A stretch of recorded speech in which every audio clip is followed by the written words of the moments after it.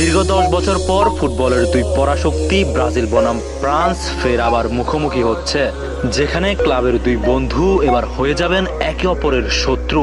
এই ম্যাচ দিয়ে মাঠে ফিরবেন ব্রাজিলের রাজপুত্র নেইমার জুনিয়র, তার সাথে থাকবেন অস্কার, রাফিনা, ভিনিসিয়াসরা।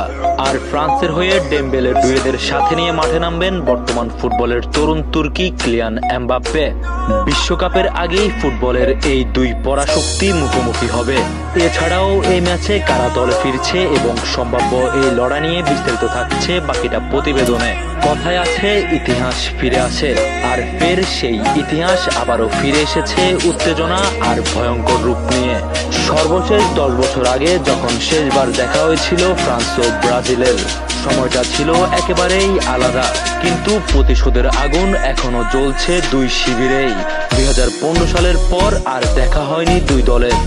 সর্বশেষ দেখায় নেইমার অস্কারদের গোলে ফ্রান্সকে 3-1 গোলে হারায় ব্রাজিল।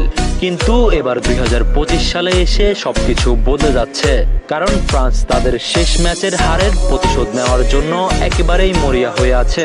আর ব্রাজিলও চাচ্ছে এই ম্যাচের মধ্যে দিয়ে তাদের বিশ্বকাপের প্রস্তুতি সারিয়ে নিতে। দুই দলেই যুদ্ধের ময়দানে কেউ কাউকে ছাড় দিয়ে কথা বলবে না। আর এই ম্যাচ ঘিরে ফুটবল প্রেমীদের মাঝেও যেন আগ্রহের কমতি নেই। অন্যদিকে সর্বশেষ নেশন কাপের সেমিফাইনাল খেলেছে ফ্রান্স। শেষ দুই বিশ্বকাপে এক শিরোপা সহ খেলেছে দুই ফাইনাল। শেষ 6 ম্যাচে 3 জয় ও 2 হার তাদের।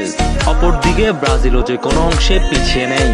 এরই মধ্যে কিছুটা সময় ব্রাজিলের পারফরমেন্স খারাপ হলেও বর্তমানে ব্রাজিল ঘুরে দাঁড়িয়েছে, কারণ দলে ফিরেছে নেইমার, অস্কারদের মতো তারকারা। কিন্তু এই ম্যাচটা শুধু ব্রাজিলের জন্য প্রতিদ্বন্দ্বিতার ম্যাচ নয়, এটা তাদের নতুন যাত্রার সূচনা।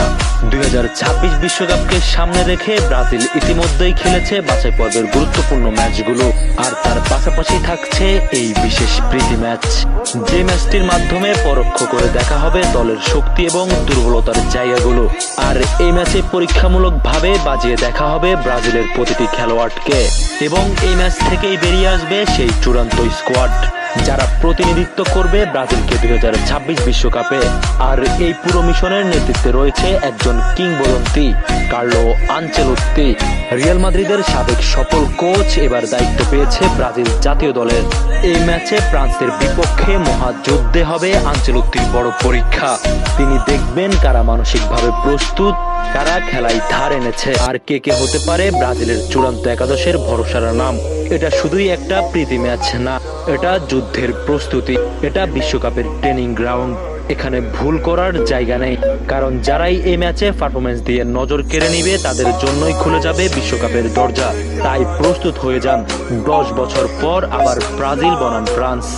এই লড়াই যুদ্ধের ময়দানের লড়াই, এটি বিশ্বকাপের প্রস্তুতি, এটি আনচেলত্তির ট্র্যাজেডি দেখার ম্যাচ, যার প্রতিটি মিনিটই হবে নাটকীয়তায় ভরপুর।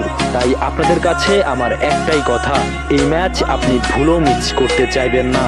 এটা শুধু ফুটবল না, এটা হচ্ছে ইতিহাসের নতুন পৃষ্ঠা। ব্রাজিল বনাম ফ্রান্স, ফের একবার যুদ্ধের ময়দানে।